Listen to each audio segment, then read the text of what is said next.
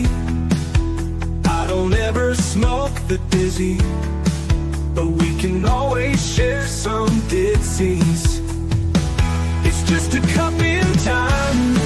This song doesn't have to run. Life's all of us, not every moment we can be feeling fine.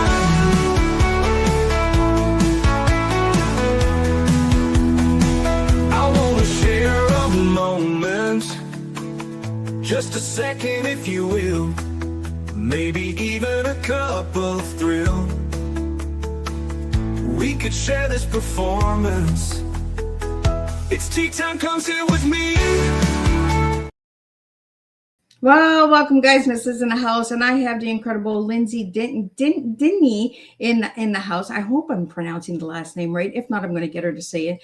But we have an incredible tea lined up for you today. Her tea is Transforming Energy into Action. That is the tea that we are serving. We never serve a beverage in this house. We serve words and storytelling and all the incredible services out there. Today we're going to be talking about Project Medtech, I think. I hope I'm saying that right too. We're going to get all of that out there on Tea Time. But before we get started, you guys know how Miss Liz rolls. Get over to all those platforms: Facebook, TikTok, LinkedIn, Instagram, Lemonade, all those good ones. If I haven't mentioned them, Miss Liz is on those ones too. Get over to all the podcast apps, Podbean, Listen to iHeartRadio, Spotify, all those good platforms too as well. If you Google all the podcast apps, Miss Liz is out there. But check out babyboomers.org because Miss Liz is partnered with them. And if you're looking to be on other podcasts or you're looking for a different flavor that Miss Liz is not serving, you can find that on babyboomers.org. Check them out as well. So let's get started with a disclaimer and then a beautiful intro. And then we're going to get Lindsey in here and we're going to talk about her tea, Transforming Energy into Action. Disclaimer for Miss Liz's Tea Time live show. Miss Liz's Tea Time is a global platform dedicating to sharing real life stories, diverse perspectives, and meaningful conversations that inspire awareness, healing, and connection. I, Miss Liz, is going live using StreamYard. Before leaving a comment during the live broadcast, please grant StreamYard permission to display your name at StreamYard.com. Please be advised that all the content brought forward during any Tea Time show is presented in good faith. However, discussions may include opinions, beliefs, and perspectives that do not necessarily represent the views of Miss Liz or the Tea Time platform. Information shared by guests is based on their own experiences and is perceived to be accurate at the given time of airing. All guests, viewers, and participants are responsible for using their own good judgment when considering any action or decision that may relate to these discussions. Some episodes may cover sensitive topics, including but not limited to trauma, abuse, grief, mental health, and other emotionally triggering subjects. Listeners' and viewers' discretion is strongly advised. Tea Time with Miss Liz is an open discussion forum designed to offer insight, inspire awareness, and create connection. It is not a substitute for professional, medical, legal, or therapeutical advice. If you require professional support, please seek assistance from qualified professionals or trusted resources in your area. If you have any questions regarding this disclaimer or the content of this discussion, you are welcome to contact me, aka Miss Liz, directly at my email at bookingmissliz@gmail.com or visit my link tree at Miss Liz's Tea Time. By choosing to participate in, comment on, or view these live shows, you acknowledge and accept this disclaimer. Your participation is entirely voluntary, and I, Miss Liz, welcome you to join the conversation with an open heart. And if at any time you feel this platform is not right for you, I respect your wishes and decision and welcome you back whenever you are ready. Tea Time with Miss Liz is serving truth and awareness one cup at a time. Well, welcome to Tea Time with Miss Liz, where conversations bring awareness, innovation, and humanity together, reminding us that behind every industry, every mission, and every breakthrough, there are people working to truly make a difference in the lives of others. Today's guest brings a beautiful blend of leadership, creativity, strategy, and heart-centered connection to the world of medtech and business development. Please join me in welcoming Lindsey Dinneen, Director of Marketing and Engagement at Project Medtech, host of the Leading Difference podcast, business consultant, fractional CMO, and founder of On Point Consulting. Through her work in medtech, leadership, marketing, branding, and storytelling, Lindsey helps elevate conversations around innovation, leadership, healthcare, technology, and people behind the process shaping lives around the world. As host of the Leading Difference, Lindsey's interviews medtech leaders, innovators, scientists, engineers, and entrepreneurs who are creating meaningful impacts through healthcare and technology. What makes Lindsey's work so powerful is her ability to combine professionalism with humanity, reminding people that leadership is not about results, but also about empathy, curiosity, integrity, and connection. Today's tea time is about leadership with authenticity, innovation, and impact in medtech, storytelling as a force for connection, supporting entrepreneurs and visionaries, and the human side of healthcare innovators. Lindsey reminds us that behind every advancement in healthcare is a story, a purpose, and people committed to creating a better future for others. So grab your cup and join us for a thoughtful and inspiring conversation filled with innovation, insight, and real life tea, truth, experience, and awareness. So let me get Lindsey in here and let's spill some tea. Welcome, Lindsey. Hello, welcome. Thank you so much for having me, Miss Liz. I even have my own cup of tea today, so I'm fully prepared. She has the tea. I don't have the tea, guys. Oh, my goodness. We're going to spill a good cup of tea today because Miss Liz doesn't have her tea. Lindsey, let's get to know you a little bit before we get into the med tech and then on point consulting and all that good stuff. Who is Lindsey as a little girl and who's Lindsey now? I love that. Okay, so Lindsey is a little girl. Well, first of all, I had very odd ambitions as a very young child. Like before, I even really understood what these entailed. Originally, apparently, I told my mom that I would like to be either a race car driver or a police station. Not a police officer, a police station. And I don't know where this came from, but that was originally the plan, apparently.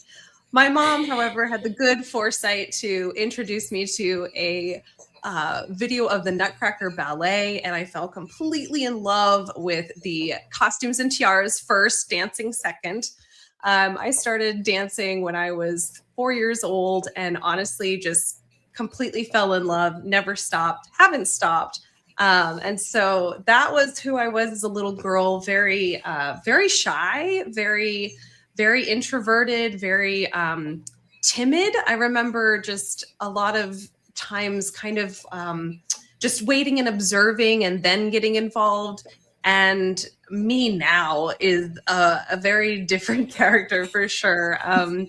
Finally learned how to come out of my shell and how to be bold, but also do so in a respectful, really kind, really how can I give back kind of way.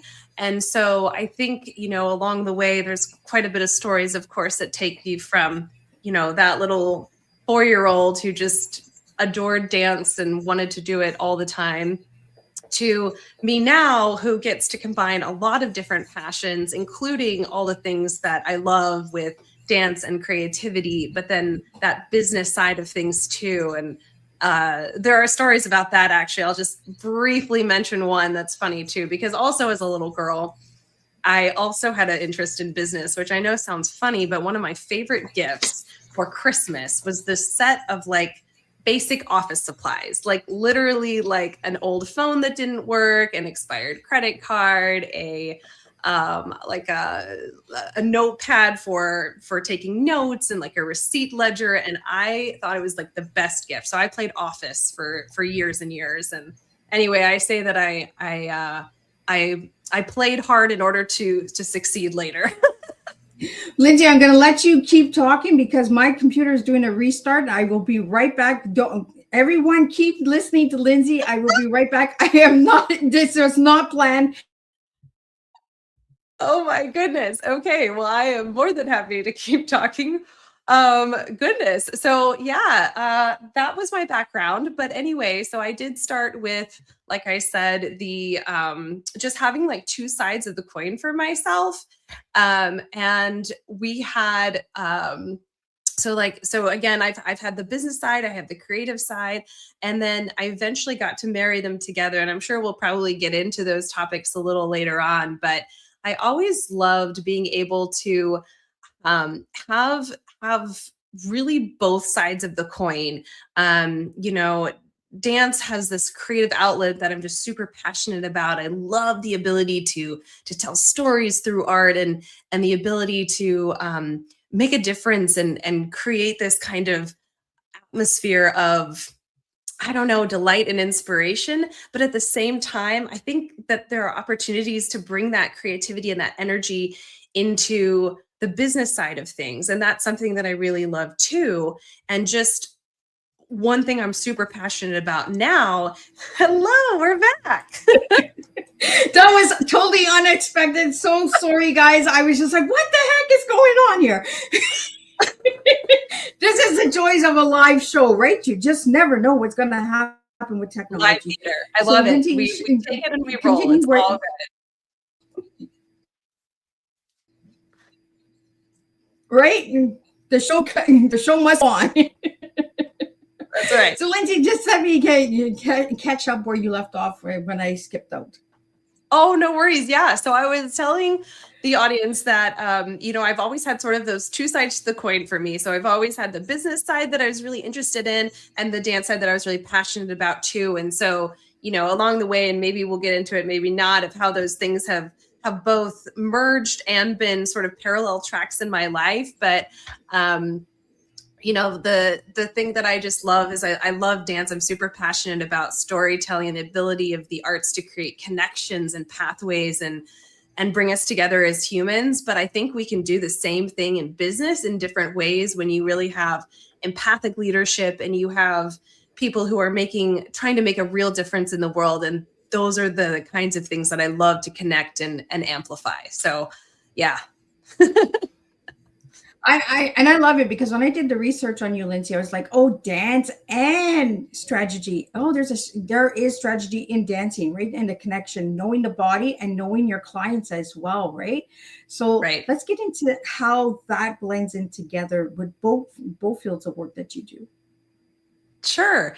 Yeah, I think, for instance, dance taught me a lot that I will never forget. Like one of the things that I really appreciate is dance taught me grit. It taught me resilience. It taught me how to take correction really well and with grace. It taught me teamwork. It taught me that no role is too small. We are all part of a beautiful picture, creating a dream. And I think it also, to your point, it taught me a lot about awareness, not just body awareness, which is, of course, helpful in terms of all kinds of things, even just like being aware of those around you kind of thing, but also just the idea of being aware of those around you and sort of what's happening. And to your point, live theater, there was no better example than your computer restarting, in the sense that, okay, what if somebody trips and falls? Well, you just got to keep going. You know what I mean? You figure it out on the fly. And so you have this improv quality that helps too. And then translating all of that to business, oh my gosh, how helpful is that? Because I can be aware of those around me. I can be aware of the emotions and the body language, especially, I would say, as a dancer, being able to read somebody else's body language and respond and go, this person seems like they might be uncomfortable in this moment. How can I maybe relate to them in a different way? Or, as a fellow introvert, I can sometimes see the introverts who might not be ready to pipe up in a conversation and might just need more time to process before we, invite them in to have a conversation. Maybe that's one-on-one and not on a group. So I think there's a lot of things that translate really well from one to the other. And I love seeing those connections made. Absolutely. And that's what business is about, right? Enjoying the connection, enjoying the ride, the feel, the dance, right? The flow. We don't talk about that in business. We make it so straight, like a black and white line, right? Let's put a little wiggle in there. Let's put some movement in there, and that's what I found when I looked up stuff for you, and I did my little homework that I do, right? Is I was just like, I can see the two businesses connecting in a different way. You offer two different services, but you also bring the same service, if that makes sense, together. Mm-hmm. Yeah, exactly. Yeah. And that gets into a little bit about what I do today. And, again, I'm really thankful that I have those two sides to me and I get to continue to nurture them. So on the straight up business side, I have, as Miss Liz said, I'm the director of marketing engagement for Project Medtech. And with them, I do marketing, media, events, and partnership development for the company itself and then for our clients. And we are a consultancy that helps medical devices come to market. And so I get to channel this sort of business development, marketing strategy brain that I have, a side of my brain that I have, into helping these incredible innovators who are really, truly dedicated to accelerating medical technology to improve patient lives. I get to help them tell their stories so that people can know about their technologies and purchase their, be involved in the technologies. And that's such a cool thing to be a part of. I'm so grateful for that. And then on the other hand, with the fractional work that I'm doing, I have clients that I help build dance studios from the ground up. And so, or, maybe they've already had a successful dance studio, but they're looking to take it to the next level kind of thing. And so getting to help those entrepreneurs as well realize their dreams. I mean, I don't think there's any better gift than getting to help somebody else accomplish the dreams that they want to accomplish. So yeah, it's a really fun pathway. No day is the same, and I'm never bored, and that's my favorite. I love it because you're offering services for the dance studio, but you're also offering services for the medical field. And do you feel that the medical field has a lot of movement in it? Yes. Oh my goodness. That is one of my favorite things about being part of the medtech industry is there is so much innovation coming out. And, it's interesting. One of the things that I wanted to do, you mentioned earlier in the intro that I have a podcast called The Leading Difference. And one of the things that I really wanted to do, I came into the medtech industry with barely any knowledge of what it entailed, how it worked, and anything like that. I often say I happily stumbled into the industry, found my people and my happy place, and never looked back. And it's true. I think what's cool about this space and what I wanted to tell through the Leading Difference podcast was that, sometimes from an outside perspective, it's easy to have maybe a little judgment or just a misunderstanding of perhaps like, oh, well, people in this space might be in it just for the money. And, we want people to be successful. We want people to make a good living, of course. But what I kept hearing time and time again was these innovators had deeply personal stories of a situation where they wished something had existed that didn't, or they wished that something existed better in a more in a way that made more of a difference kind of thing. And so they set out, and it's a hard road to get a medical device to market. And so they set out trying to do this and make a real difference in the world. And I think that's incredible. So again, getting to play a small part in the storytelling aspect of it and share that, I think is really magical. I think so too, and I'm a strong believer that personal stories is a new way of today's world, right? Is getting those stories heard. For many, many generations, we didn't hear stories. We didn't hear personal stories, right? They were in the back burner. It was the movies and the scripts and stuff that were coming to the table. But now I feel that the personal stories are coming to the front of the table and the movies are going to the back of the table. It's almost like a switch, right?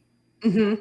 Yeah, it is. It's interesting. I was talking to somebody the other day who does research. I mean, she is a researcher, and she was saying that she's amazed at how the trend has come to people more and more are trending towards appreciating and consuming content that is just real and raw. Like, again, today's such a great example. Things don't always go to plan. Who knows what's going to happen? Business gets kicked out of the show.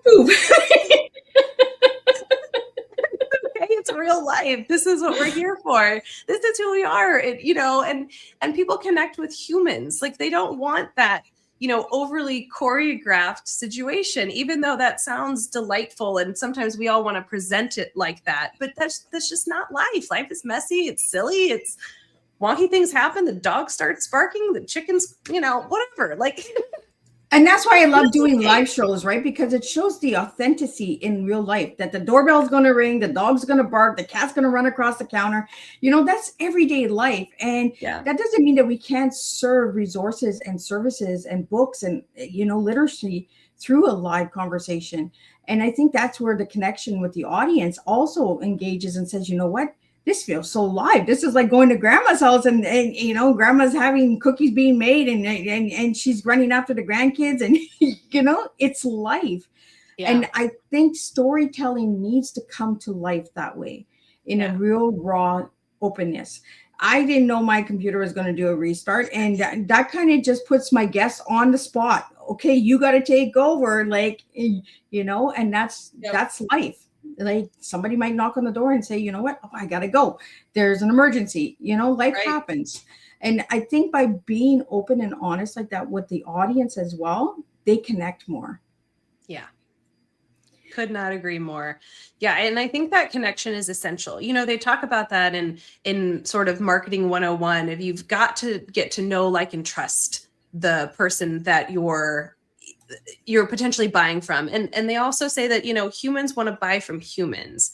And I think there's so much to that, right? And so storytelling is one of the most powerful ways to connect a human to another human, because even though I might not have ever walked a mile in your shoes, I can still walk alongside you and listen to you along that mile and understand better, because you being able to tell me how you felt and what you experienced in that moment, in that difficulty or that challenge or whatever it is, or that triumph, right? I can go, you know what? I haven't experienced the exact same thing, but gosh, I can relate to you. I can relate to that emotion, and that's connection, and that's empathy building. And then the world really needs that. That is something that, you know, we struggle with today. I found during COVID, we had so much empathy. And then as soon as COVID went away, the empathy went away. Yeah. And I so want to bring it back. And everybody keeps saying, Miss Liz, we don't want COVID back. I don't want COVID back, guys. I want the empathy back. I want the outrageous things that people did to connect with each other. Putting themselves in bubble wrap so they could give a grandma and grandpa a hug, right? Like, those are the things I want. And that's what I want in the business world, is I want to have that empathy there. Yeah. And I think once we start building the relationships, before we start building the profits, then we start connecting and we start opening real big doors, and the innovation really gets big and large. We have some questions that are coming into the studio that I just want to get out to you, Lindsey, because I want my listeners to know that I do see you guys commenting. I'm going to get to them. The first one I have for you is from Jeffrey, and it's, Lindsey, what was the biggest challenge when building ventures with little or no budget? Oh, great question. Yes. So, okay. I love it because, okay. So going back a little bit, I was a few years into my career and had an opportunity to produce so again, actually, let me go back even further. I started my career with kind of two tracks going at the same time. One, I was working for small businesses and marketing, business development kind of roles. And then two, I was working in as a professional ballerina. And so I always had those sort of two tracks going in parallel. And then I had an opportunity to merge them, where I was given this opportunity to produce a show at the Kansas City Fringe Festival. And so instead of just wanting to do a one-off show, I decided to, because of course, you know, crazy. It's too young to know that this is ridiculous, but that's fine.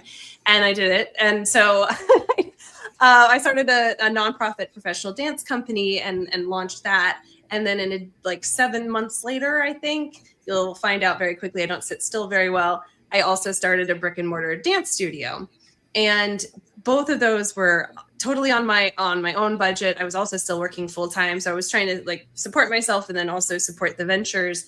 And quickly realized, you know, that with a $0 marketing budget, you have to be super creative of how you get the word out and how you build that trust. And so I think it is important that you have creativity. And I love that, because I think it forces you to come at it in a different way. Like, if I had a major budget, I could have just like tried a whole bunch of things, but I didn't.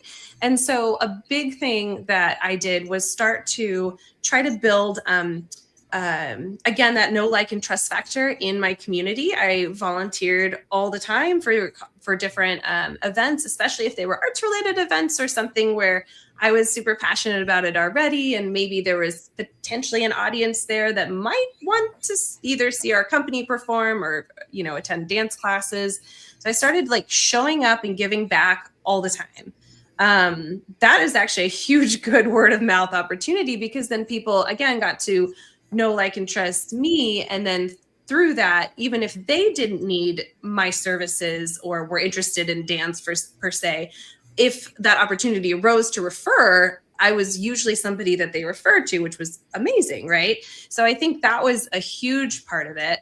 I think another thing was just, yes, being present was such a big deal. Another thing is thought leadership, and I highly encourage that for people who are starting out, is try to find as many opportunities as you can to demonstrate your expertise and your thought leadership in a humble way. I mean, of course, you know, you want to be relatable. You want to showcase your passion for what you do, but also you want to demonstrate that you do have a level of expertise and you may be worth listening to. So I think those two things were some of the best things that I did. But honestly, that giving up giving back, showing up was key. And then of course, that's where grit comes in and persistence, and the times where you're like, is this ever going to pay off? You have to keep trusting and keep building. And on the hard days, you go, you know what? I know I'm meant to do this, and I'm just going to do the best as I can for as long as I can. Did that answer Absolutely. You know, and having no budget sometimes opens that mind of creativity, right? Because you don't have the opportunity to just say, you know what? Oh, I have this much budget and I can put this. So it makes the mind open up more, you know, and you can say, you know what? This hasn't been done yet. Let me try it. Let me get a little crazy. I like the little crazies out there, you know, the little rebels that say, you know what? Let's try this, you know, and having no budget sometimes opens the mind of understanding the business world a lot. Yeah. Because so many people focus on the profit and the dollar sign, right? That they close their mind to the creativity. Right. Very good point. Love that. Yep. Well, we have a comment here, and it's from Brandon, and it says, Lindsey's journey is so motivating. Building businesses and nonprofits with limited resources takes real determination and creativity. We have a question here from Link. So can creativity sometimes be more valuable than funding in the beginning stages? Yes. Yes. Thank you for asking that. Yes, I think so. I mean, I think because it forces you to think out of the box. And I think one of the hard things, the hard, maybe good, but hard things is that sometimes if you've, especially like for me, I'll just use myself as an example, growing up in the dance industry. I mean, I was in studios all the time. I actually worked at the studio that I grew up at. And so I was very immersed in that world and the way that the industry really thinks about things. And I think that there's advantages to that, but then there's also the limitations of that, where sometimes you're not forced to think outside of the box of like, well, how does another industry do this? Or just simply like, what's a creative idea? Okay, so I'll give you an example. One thing that we did early on was we partnered with a local animal shelter, and we did a free community class that was called Pups and Pliés. And the shelter brought these adoptable pups, and we did like a bar fitness class. And then the donations that people gave for the class went towards animal shelter. And, you know, hopefully some of the doggos got adopted. But the idea was like, okay, what's a fun way that we could maybe get the word out there too, but in a way that will build our business organically. And so I think you're right that even though funding is lovely to have, not gonna lie, it's nice to have. I do agree with you that actually sometimes forcing yourself to think outside of the box and go, hey, has this even been done before? Do you think we could try it? Let's see. And sometimes you pick up local press from those kinds of out of the box thinking. I mean, you just never know. So yeah, I love that.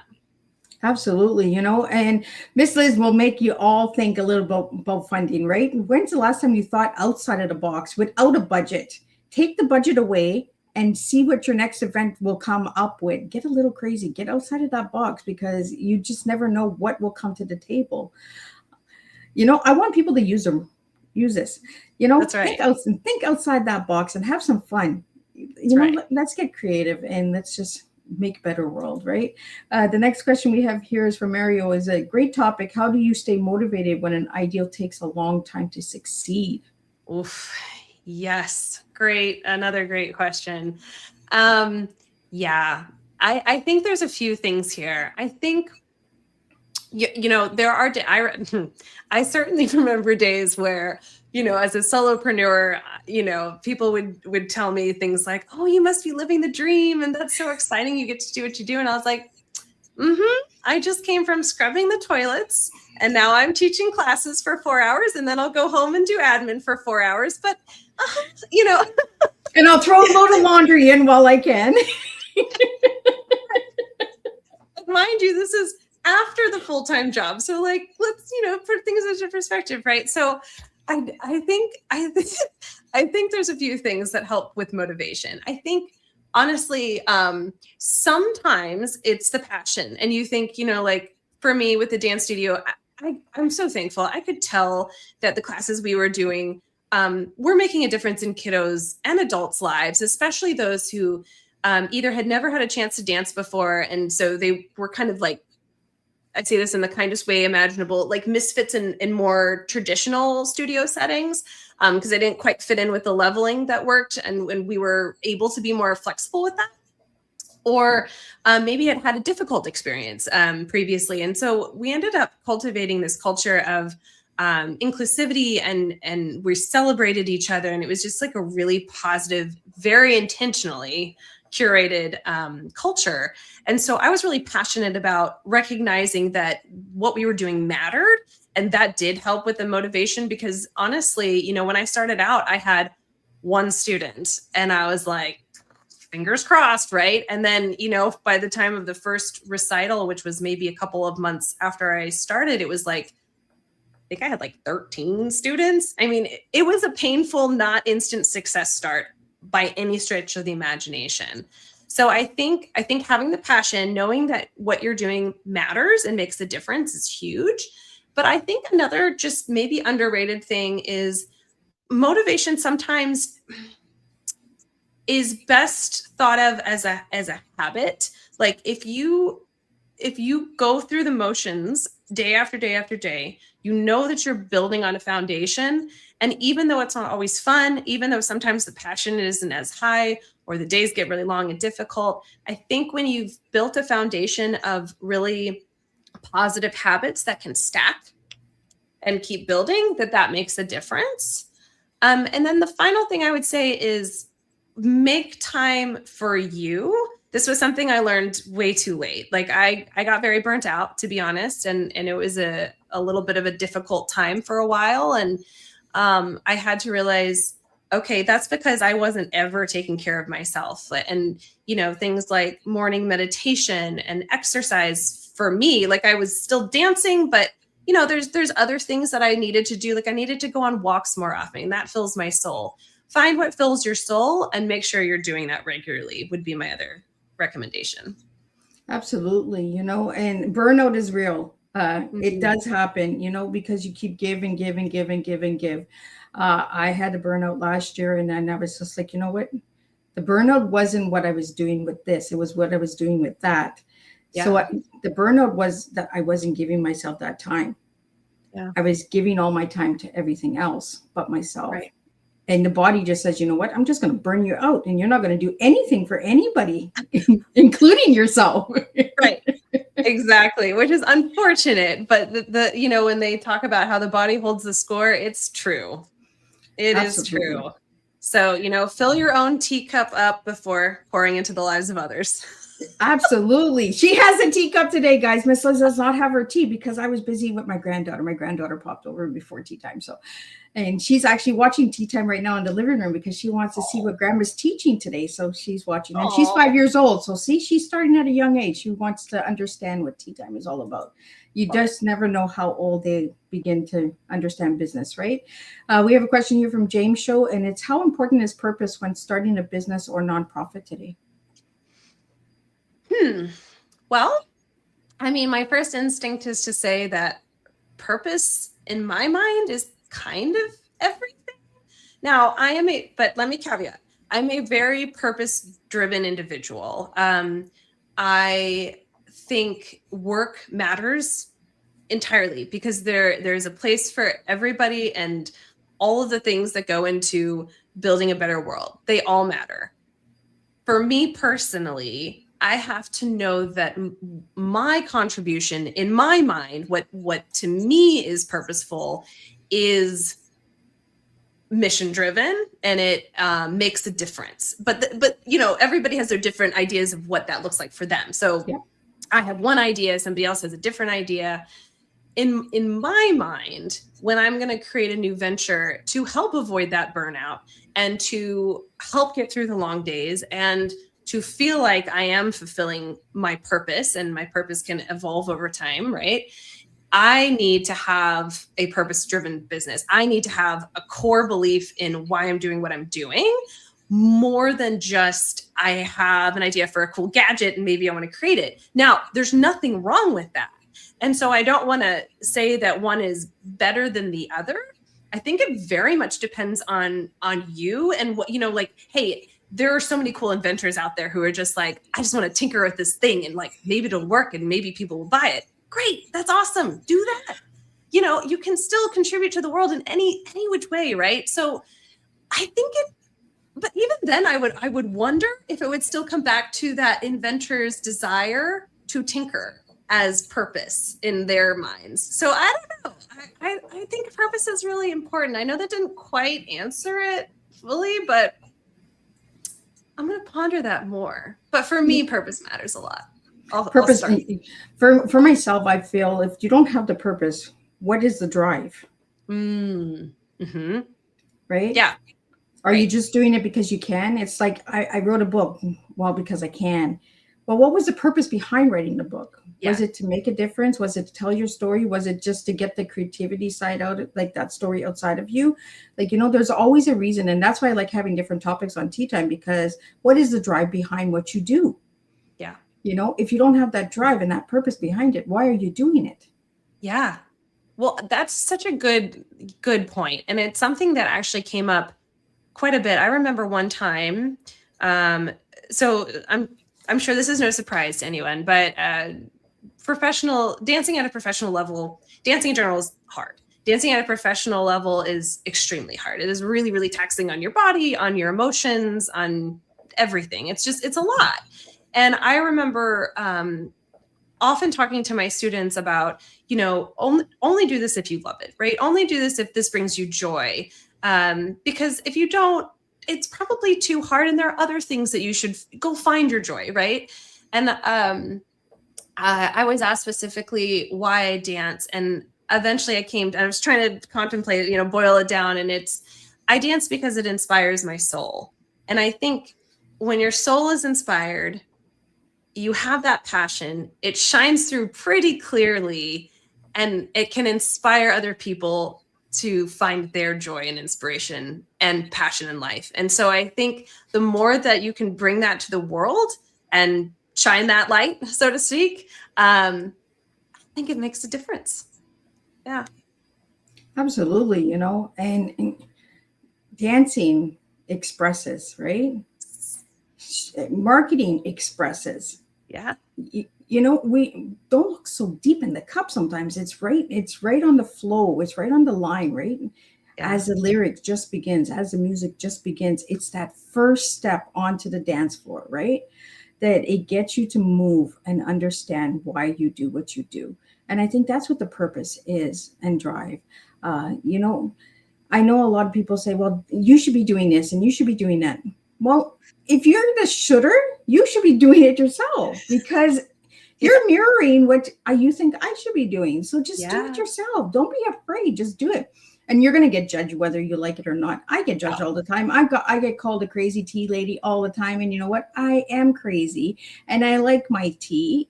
My tea are my guests, and they come with different adventures and different stories and different perspectives. And that's what life is all about, is just getting it out there and doing it. Just take that first step. Take that first dance. That's right. Could not agree more. We got a question here from Ariel. It is, what habit helped you turn ideals into consistent action over the years? Ooh, love it. So I think there are a few things. I will caveat, I am extremely self-motivated. I am driven. That's kind of just who I've been my entire life, just really motivated, self-motivated, which helps. In terms of actual habits, I think there's a lot of wonderful things. You know, I like, so I get these crazy ideas, right? I'm like, I'm going to open a dance studio. Well, I don't even remember how old I was. Not even 30. I was, again, in my 20s, and okay, that's really young. But I had this idea, this vision, and I thought, okay, if I want to do this, how do I do this? And I like to work backwards from a goal. And I think one of the habits that really helps me was developing that strategy of, what is this crazy end goal that you want to accomplish? And then let's go backwards and let's break it down, because that feels probably insurmountable. But if I take one action today to get me closer to my dream, and I keep doing that on a consistent basis, all of a sudden I've achieved it. And I'm like, oh, that's amazing, right? But I think part of the habit is doing a daily action that gets you closer to the dreams and goals you want to accomplish. So if, for instance, if you want to write a book, which is a great example, that's a really lofty goal, right? And it feels really daunting because you're like, oh my gosh, how many words and all the time and all the things. Yeah, you're right. But if you just write for like 5 minutes a day, that's it, right? Just write for 5 minutes a day. That builds the momentum. And maybe one day you'll be like super inspired and you're going to write for 30 minutes. And the next day you're like, I don't know, but write for 5, jot something down. Who cares? It doesn't matter. So I think for me, it's the biggest thing is taking daily actions towards the things that I want to accomplish. And it can be really small. Like, I'll just throw this out there. For instance, right now, I have written a few children's book manuscripts, and I would love to get them published. And this is a good reminder to me in this very moment of like, okay, well, if you want to do that, then okay, so you've got the manuscripts, but now you have to actually actively send them, out and query them, right? And so it's not just we're not one and done. And I have done that, but I need to keep building on that, and I need to take an action every day. Maybe that is simply like, okay, who's the next person I'm going to reach out to about this? And that's it. One email.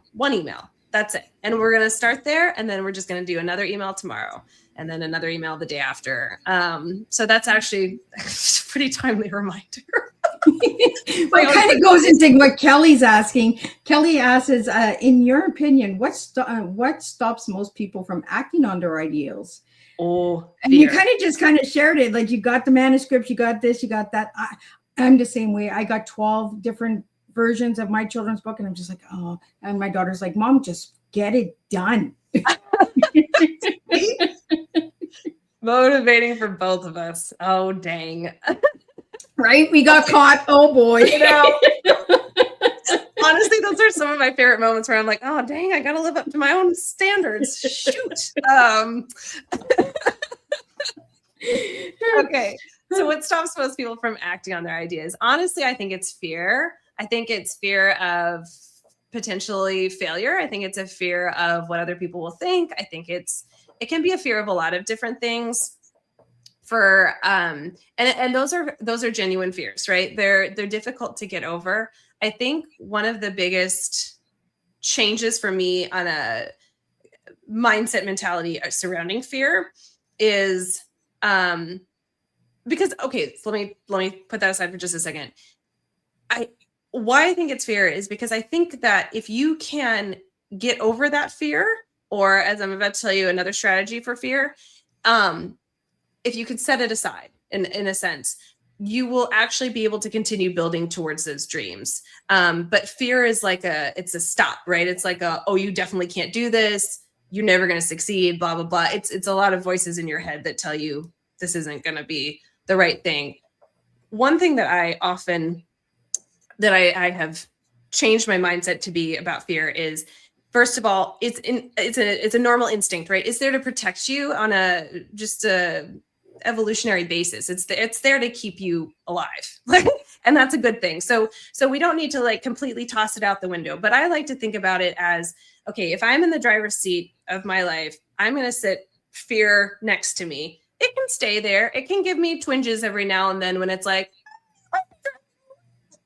fast here. Take that curve a little slower or whatever. That's not a bad thing. But what it can't do, it can't change the radio. It can't change, you know, how fast I'm going specifically, right? Like it can say, hey, maybe just be aware, but it can't change my direction, my map. It can't do any of that. What it can do is sit beside me. I can acknowledge it and say, thanks for being here. I got this, and keep going forward. So I think for me, that was the mindset shift that I had to do, because I did have periods of like really intense fear especially as a young entrepreneur with this like brick and mortar building I had to pay for, plus, you know, the payroll and all those kinds of things. Those are real emotions. But fear stops us if we let it. If we don't, we say, all right, I hear you. I'm going to solve this. I'm going to keep moving forward. Absolutely. It goes into the next question that came in from Cart, and it's, what's one simple step someone can take today to move their vision forward? So many things. One simple step, I think, is tell somebody about it. You don't even have to tell, you know, like you don't even have to tell a close friend or somebody you wonder if they're going to judge you for it or like maybe be negative about it, but tell somebody about it. Heck, tell me about it. Send me an email. I'd love to hear about it. Because I'm such a supporter of dreams. But anyway, but really, I think when you say, there's a lot of power in saying something out loud. And maybe that's your first step, actually, is saying it out loud to yourself. I want this in my life. Like, I have this vision for this thing. You can journal about it. You can do whatever. But I think there's a lot of power in speaking something out loud. And especially when you speak it to somebody else, because then it feels more real. If it's stuck in your head, if it's stuck in your body per se, that's not a bad thing, but it has no outlet. This way, you've put it out there, and you never know you never know when that one person is going to be like, I like it. And then they're going to say, you know what, I'm not sure if I have the resources for you, but heck, I know this person over here who did a similar thing. Maybe you guys should talk. Or they might be the connector. They might be just the supporter of like, hell yeah, this is amazing. You should absolutely do this. Whatever the situation is. I think that there's a lot of power in that. So that I would say that's one simple step to take first. Well, even saying it out loud, Lindsey, it's putting it out in the universe, right? Yep. Because once it's out in the universe, things happen. I'm in this room sometimes and I talk to myself a lot. And then all of a sudden I get a submission for a tea time guest. I'm just like, what? Who was in this room with me? There you go. So you just never know, right? You got to put it out there. You just got to get it out into the universe, and doors will open, things will happen. Yeah. That's all Tea Time has done for me, is I just put it out there, and look I have Lindsey here today, and we're sorry. And we have a question here from Citrus, is how has working in MedTech changed the way you think about impact and innovation? Yeah, absolutely. So I think as I mentioned earlier, one of the things that I just so value about the MedTech industry is the fact that these are really amazing, caring people who found a gap and want to solve for it. And so they are at the intersection of innovation and impact. And they've chosen to work in a field like that I said is actually a really, really difficult choice. It's expensive, it's long, it's hard, because you're going through all the regulation, you're going through, how do I get reimbursement for this? How do I commercialize this product? It is not simple. And so what I love about it is that these are people who have said, oh, I see all of this. I see these potential roadblocks. And they've said, I think that this innovation needs to become a reality. And therefore, I'm going to do everything I can to make the most impact with this as I possibly can. And so for me, it's really inspiring to see that. It's really also encouraging, because I think there's a lot of challenges happening, of course, in the world right now. Being able to see how many people truly care about improving people's lives through medical devices and technology and health, that's really encouraging. That makes me think, you know what? There's always light. There's always light in various dark places. And if we can continue to shine that light brighter, which I feel like is part of what I get to do in marketing, then I think we might be okay. So how did MedTech find Lindsey? The company, how did it find me? Did they see you dancing? How did they find you? Okay. So I actually found them.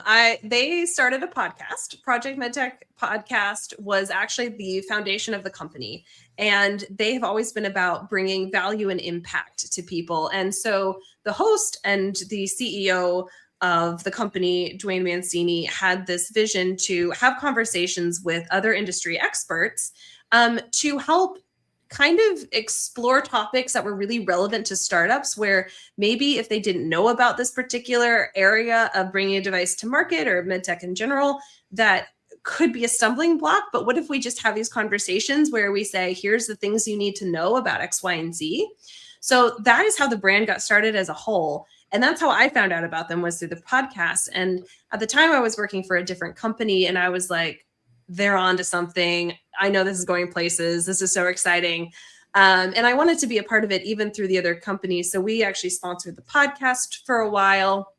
And then fast forward a couple of years, I was kind of looking for my next opportunity. And so I reached out and said, hey, do you happen to need any marketing support? And it turned out to be the right place at the right time. And I'm very, very happy that it all worked out, because I absolutely love working with the team. They're fantastic. They are truly passionate and caring about people and about making a difference. And so, yeah, that's that's the origin story. That's the way the world works, right? We find people sometimes, and we're just like, right. Hey, you need somebody. Okay, and that's my other big piece of advice for somebody who wants to bring their vision to life. You got to ask the question. I mean, worst case scenario, it's no. But if you don't ask, you'll never know, right? Absolutely. You got to ask, do you need somebody?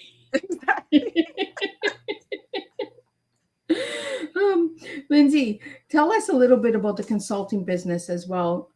Time is just flying by. We're almost done here. And I haven't even gotten started with any of my questions, but I will get at least one out. So tell us a little bit about the consulting business. Yeah. So because I had the experience owning and running a dance studio for a while, I thought, you know what, I have this business sense. I have the specific dance studio sense or experience or whatever. And then I understand the dance industry, and like, how do we put this all together? And so I started offering consulting for dance studios. And so one of my very first clients was one where they were a business couple, very, very savvy in business, but didn't know the dance world at all. They had children that wanted to dance. There weren't a lot of opportunities in the area. And so they asked if I would kind of come alongside them and help build the studio from the ground up. And so that was such a fun experience. I got to really work with them from day one and, offer the crazy quirks and nuances of the dance industry and what you have to kind of consider that might be different than other businesses that they had run before. And that really launched a passion for helping, fellow people who, hey, maybe they were on the opposite side. They have the amazing artistic background and they're really passionate about teaching, but they don't have the business side. And so they don't know how to bring that vision to life. And so I created a course as well, where it helps people. It just walks them through step by step. How do you do this? How do you make this a reality? And it's really fun to be a part of, again, somebody else's dream come true. So yeah, that's a big thing that I do as well. Well, I want to get into your tea before we wrap it up. And your tea that you gave me was transforming energy into action. Why'd you give me that for a tea? Yes. Well, honestly, coming up with something was challenging. You guys are overthinking too much. It's in your cup. What's in your cup right now, girl? Okay, this is a Yorkshire. It's almost like a tea reading. Your inner cup. What's in your inner cup? Yeah. So yeah, okay. So transforming energy into action. I think the whole idea is so for instance, you might have been able to tell I have a lot of energy especially when I'm really passionate about something. I might be a little bit too much, to be honest, for some people, but You're my cup of tea.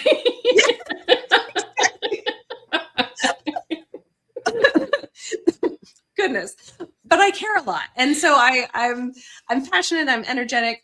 But here's the thing: sometimes that alone is wonderful, but if that's all it stays and it just happened to be words and excitement and woo, that's fine. But it actually has to go from that into action. It's like the idea of ideas by themselves are worthless, which I hate that. I hate that, right? But in the sense that ideas without action kind of are worthless. Like you have to take that idea and make it into something. And so I think for me, it's I love, for myself and for people I get to work with and interact with, I love encouraging that transformation of take the energy, take the passion that you have, and then go and do something good in the world as a result. So I guess that's how I would sum that up. Well, Lindsey, you know what? When you say ideals without action are worthless, they are, because you're wasting energy. You're wasting moments, right? And maybe it's fear, or maybe it's just you have a bunch of ideals and you're just thinking, it's like a cookie jar, right? You have all these different cookies in, and then you don't eat any of them. What good is that? The cookies are almost stale and you got to throw them out. Like, and the tea is so simple. It's just whatever is the passion and purpose within you, right? And a lot of people think of the TEE or the TEA, the letters. It doesn't have to be those, guys. It's what's your story? What are you bringing to the table? Why do you want to bring that to the table? And Lindsey, when you reached out to me, I was just like, oh, dance. My youngest one was a dancer for many years in dance. And I was like, I need a dancer. I haven't had a dancer on Teatime. And then I went back and I said, oh, I did have a couple of dancers, but I wasn't paying attention at the time. See, like you grow from each time, right? Yeah. So Lindsey, what would your final message be for everybody tonight that is listening? We've been all over the place. Miss Liz got kicked out of the studio. We got all of that good stuff going on, guys. This is really a good tea time to check out. I'm telling you, lots of laughter, lots of joy. But Lindsey, what's your final message for everybody out there? Yeah, I think that there is so much to be said for dreams and for making dreams come true. And I think that as much as you can go out into the world and find your passion, find the things that bring you inspiration and joy, find the things that when you do them, you could continue doing them forever. Don't lose sight of that. Hold on to those things, whether or not they make you money per se. But I think what happens when you embrace those is that you do become this sort of beacon of light for that thing. And the world needs your light. So the more that you can go out and spread that joy and inspiration and passion and bring light to a difficult world or situation or challenge or whatever it is, I think that makes a huge difference. So I think my message would just be, go shine brightly. The world needs it. There we go. We got a bunch of lights going on. A twinkle, twinkle, little star. Here we go. That's right.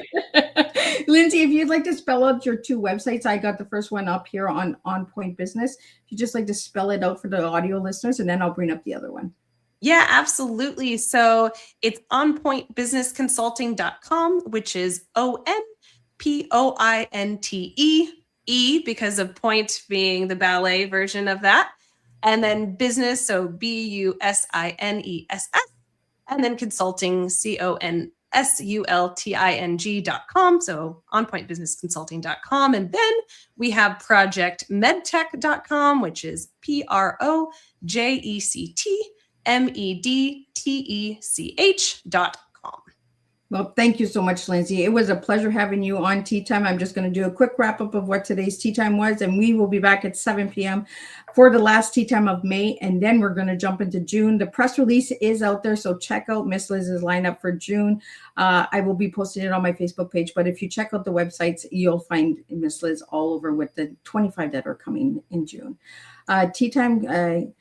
What a thoughtful and inspiring conversation today. Lindsay, thank you for bringing your insight, warmth, leadership, and passion to the Tea Time table. Your work reminds us that innovation is not about technology. It is about people, purpose, and improving lives in meaningful ways. Today's conversation explored leadership, medtech, storytelling, entrepreneurship, and the importance of creating authentic human connection within industries that can sometimes feel highly technical or fast-moving. One of the strongest takeaways from today is this: real leadership happens when people choose to lead with both intelligence and empathy. Through Project Medtech, your consulting work, and your podcast conversations, you continue helping elevate voices, ideals, and innovations that are making a real difference in healthcare and beyond. You also reminded listeners that growth does not always come from having every answer. Sometimes growth begins with curiosity, listening, collaboration, and being willing to learn from others. Here's some food for thought to leave with everyone today.